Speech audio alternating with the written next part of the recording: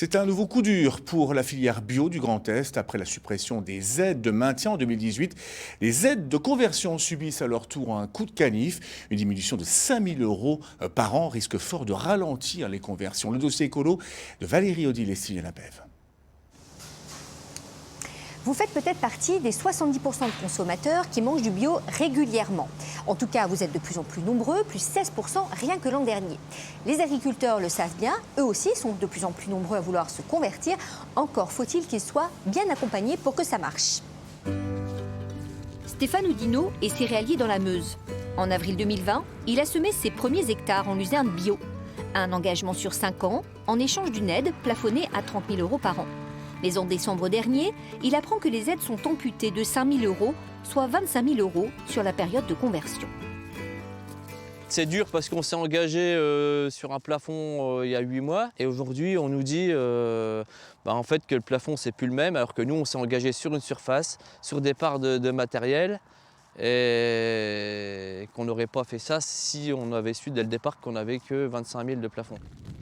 Cette aide à la conversion a pour but de compenser la baisse des rendements, mais aussi la différence de prix, sachant que les 3 premières années, les produits bio sont vendus au prix du conventionnel.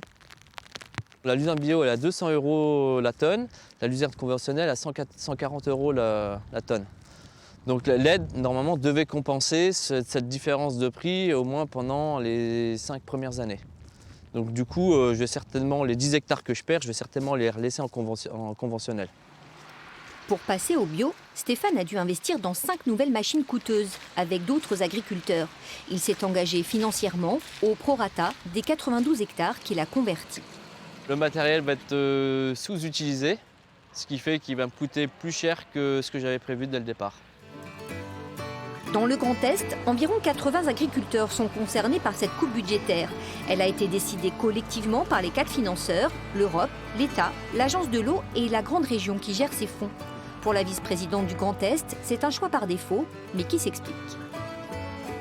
Cette année, ce sont 34 000 hectares à l'échelle du Grand Est qui ont été sollicités pour un budget que nous avions donc établi pour en moyenne 30 000 hectares convertis.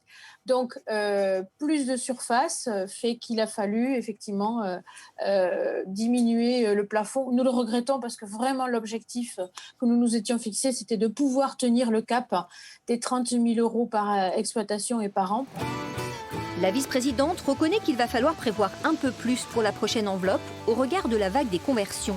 Elle précise que d'autres fonds soutiennent aussi le développement de débouchés pour ces productions.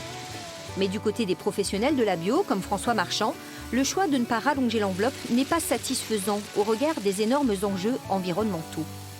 Quand il y a de l'agriculture bio, l'eau, la biodiversité et les emplois, il y a des impacts très positifs. Donc voilà, j'ai envie de dire, ils ont la raison. Pourquoi on est un peu agacé de fait qu'on dirait qu'il y a une fébrilité à soutenir la bio. C'est quand même bien dommage. Pourtant, le marché est bien là. Il pèse même 12 milliards € rien qu'en France. D'autres régions l'ont bien compris.